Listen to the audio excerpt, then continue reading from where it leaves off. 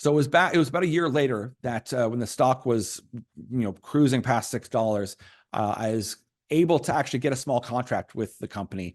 And that is a feather in my cap. And I appreciate it from them as well, because to me, it showed that someone recognized that I was doing a lot of work. I was talking about the stock. I was doing my best to just get, people out there interested in mining. But I took a bit of a shot there because, it was hovering around the $7 mark. And I wrote an article that said, they just keep expanding. And it was, I'll put it to you, I'll put it right here. This is exactly what I said. This is one of the greatest stories over the past year. This is not overstating or promotional. This is the real deal. The company has been stepping out and expanding zones and targets with a systematic approach. One of the big questions I continue to hear is if it is too late to get into the stock. It was not too late for the first time people asked me 6 months ago, and it's still a prime time for buying. This company is growing and expanding, and unless a major comes along and stops their growth by making an offer, they're going to keep on building. Now, that was bold to put. Looking back, not at all. I mean, the company got bought for $28. But at that point in time, it looked like the stock was pulling back a bit. And in fact, it was about a year later before the stock took off again. And that's important to keep in mind, because I felt like I was taking a risk then. And then it kind of stayed flat for the year. And I felt like, oh my goodness, what have I done?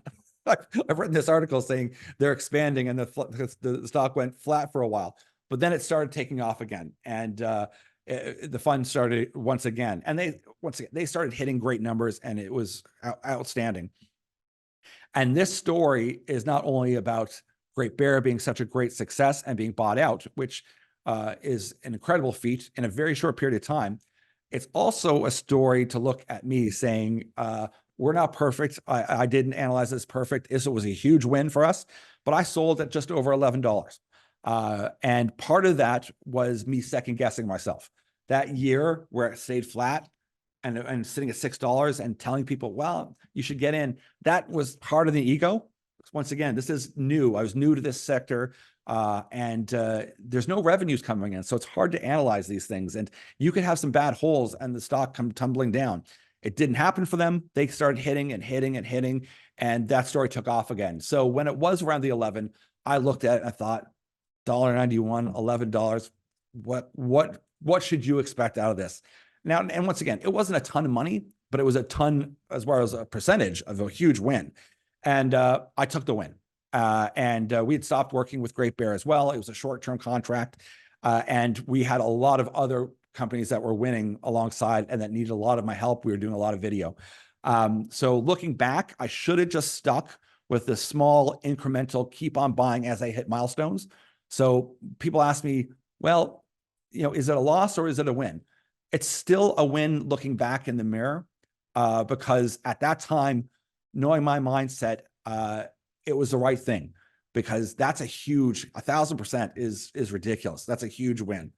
But I think if I'd stuck to my guns, I had more of me at the time. It was only me at the time, more of me to help me with the other companies we were taking on and analyzing and getting out there and talking about, even though they were doing multiples and doing quite well themselves, sticking prudently to just looking at the news releases, seeing the good news and putting a little bit aside into Great Bear obviously would have been the smart decision. And that really is what we intend on doing moving forward, is rewarding the companies that have good milestones, that they do what they're saying they're going to do.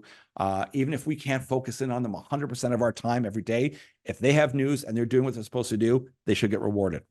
So what do we like next for gold? I mean, people will be wondering, is there another Great Bear out there?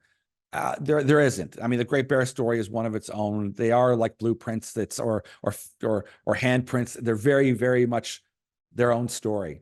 But there are ones that are somewhat similar. Are there companies that we think that are going to really have a good run or have a good foothold or good chance? 100%.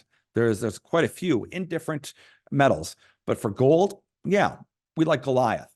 So come join us. We'll talk more about Goliath, but also what might be worth the $5 that this case study cost is we also follow Chris Taylor, and he joined a shell company called Railtone Capital. And I imagine right now they've been adding more to the board, building up the team. They haven't announced any project, but I would imagine that they'll probably put an interesting asset in there in the near term. So if you're wondering, what I should consider looking at, what did Chris Taylor do really well at? That's something you could take a look at too. So I hope that's worth $5 for you, if nothing else.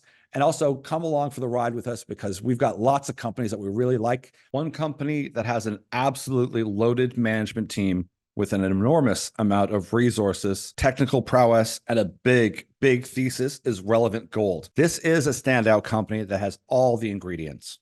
These are long-term holds. They're long-term prospects.